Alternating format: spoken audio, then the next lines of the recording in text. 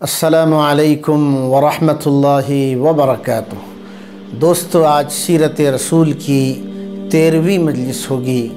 اس مجلس میں آپ سن سکو گے کہ ہمارے نبی مدینہ ہجرت کرنے کے بعد مدینے میں کیا کیا کام کیے ہیں، ان کاموں کے مدینے کی سوسائٹی پر، سماج پر اور پورے علاقے پر کیسے بہتر اثرات قائم ہوئے۔ دوستو، ہمارے رسول صلی اللہ علیہ وسلم مدینہ پہنچنے کے بعد سب سے پہلا کام خدا کے گھر کی تعمیر کا کیا ہے۔ مدینہ حاضری کے اگلے ہی دن رسول اللہ صلی اللہ علیہ وسلم نے مسلمانوں کی مدد سے مدینے میں پہلی مسجد بنانا شروع کر دیا۔ رسول اللہ صلی اللہ علیہ وسلم کے ساتھ مدینے کے لوگ گارا بناتے، مٹی اور پتھر اٹھا کر لاتے تھے۔ مسجد کی دیواریں پتھر کی بنائی گئی تھی اور چھت کو کھجور کے تنوں اور پتوں سے ڈھانک دیا گیا۔ اس مسجد کو بنانے میں تقریباً 7 مہینے لگے۔ مسجد کا قبلہ بیت المقدس کی طرف بنا دیا گیا، کیونکہ اس وقت تک کعبہ کی طرف رخ کر کے نماز پڑھنے کا حکم نہیں آیا تھا۔ مدینے میں رسول اللہ صلی اللہ علیہ وسلم جہاں آپ نے اونٹ سے اترے ہیں، اس سے بالکل قریب ایک مکان تھا جو حضرت ابو ایوب خالد ابن زید کا تھا، جو حضرت ابو ایوب انصاری رضی اللہ عنہ کے نام سے مشہور ہوئے، جو اپنی ماں کی طرف سے رسول اللہ کے رشتہ دار بھی ہوتے تھے۔ حضرت ابو ایوب انصاری نے اصرار کیا کہ آپ میرے مکان میں چل کر قیام کریں۔ آپ نے کہا کہ میں ایک شرط پر چل سکتا ہوں کہ رات تمہارے یہاں بسر کروں گا، مگر کھانے کا بوجھ تمہارے اوپر نہیں ہوگا۔ ابو ایوب انصاری نے عرض کیا، یا رسول اللہ صلی اللہ علیہ وسلم، آپ کتنا کھائیں گے کہ مجھ پر بوجھ پڑے گا؟ رسول اللہ صلی اللہ علیہ وسلم نے فرمایا، میں جتنا بھی کھاؤں مگر تمہارے اوپر اس کی ذمہ داری نہیں ڈالوں گا۔ جب حضرت ابو ایوب انصاری رضی اللہ عنہ نے دیکھا کہ رسول اللہ نہ کھانے پر اصرار کر رہے ہیں، تو انہوں نے اس شرط کو منظور کر لیا۔ ہمارے رسول صلی اللہ علیہ وسلم تقریباً 7 مہینے حضرت ابو ایوب انصاری کے مکان میں رہے۔ ابو ایوب انصاری کا مکان 2 منزلہ تھا، دیوار کچی تھی اور چھت کھجور کے پتوں کی تھی۔ مکان کے اوپری حصے میں ذرا سی حرکت ہوتی تو نیچے کی منزل میں مٹی گر جاتی، اس لیے ابو ایوب انصاری رضی اللہ عنہ نے مکان کے اوپر کا حصہ رسول اللہ کے رہنے کے لیے تجویز کیا، مگر ہمارے رسول صلی اللہ علیہ وسلم نے آنے جانے والوں اور ملاقات کرنے والوں کی آسانی کے لیے نچلی منزل پسند فرمایا۔ وہ واقعہ یاد کرنے کے قابل ہے۔ جب حضرت ابو ایوب انصاری کی فیملی اوپر پہلی منزل پر رہتی تھی، ایک روز اتفاق سے ان کے پانی کا برتن ٹوٹ گیا۔ چھت معمولی قسم کا تھا، اندیشہ ہوا کہ پانی ٹپک کر نیچے گرے گا، رسول اللہ کو تکلیف ہوگی۔ سردی کے دن تھے، اوڑھنے کے لیے گھر میں ایک ہی لحاف تھا۔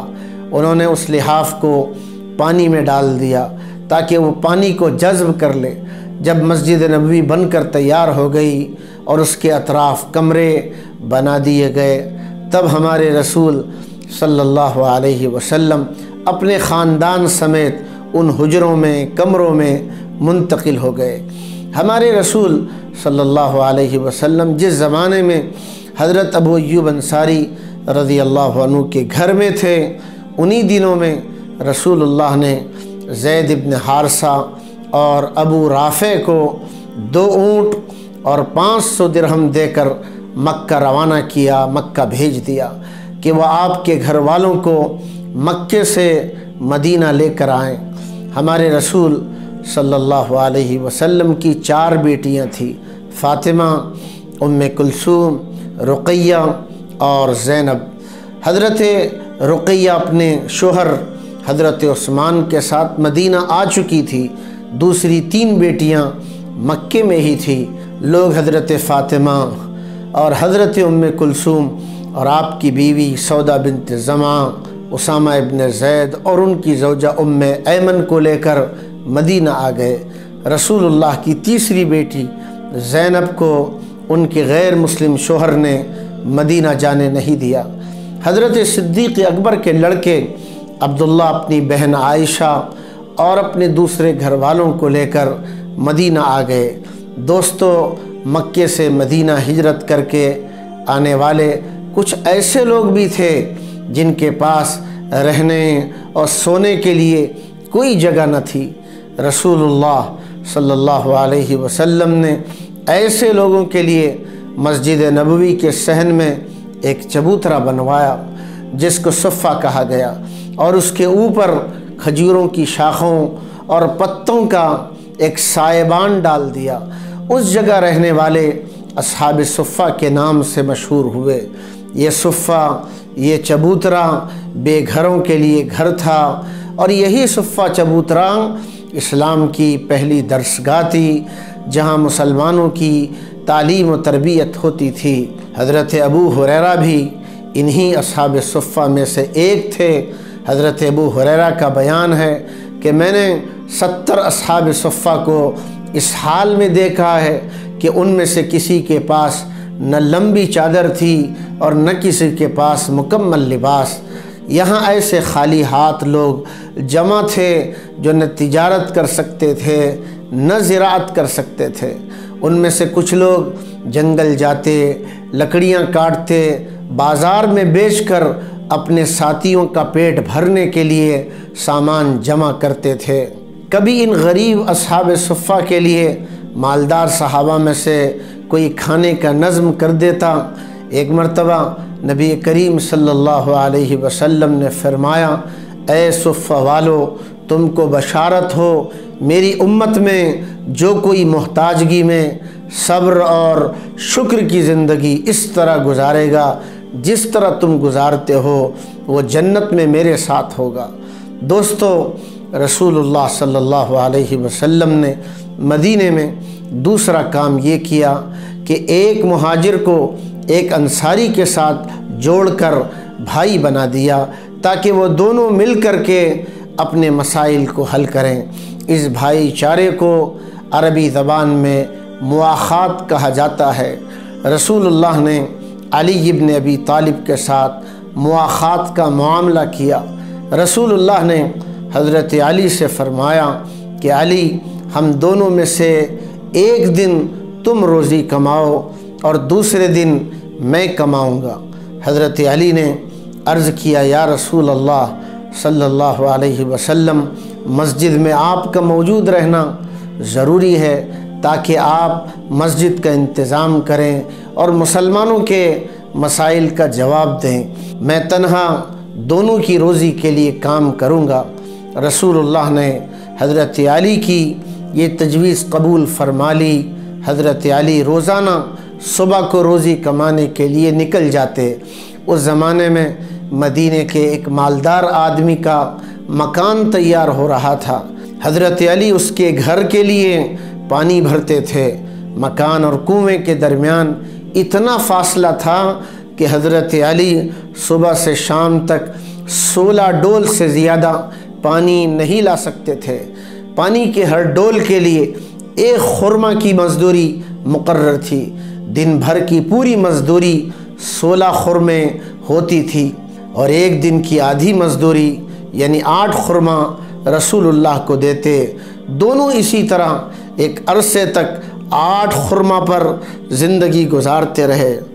اسی طرح ہمارے نبی صلی اللہ علیہ وسلم نے مہاجرین اور انصار یعنی مکے والوں اور مدینے والوں کے درمیان مواخات قائم فرمایا اور جوڑ دیا کہ وہ آپس میں ایک دوسرے کے مسائل حل کریں، اپنے مکانوں میں جگہ دیں اور دونوں ساتھ ساتھ روزی کمائیں۔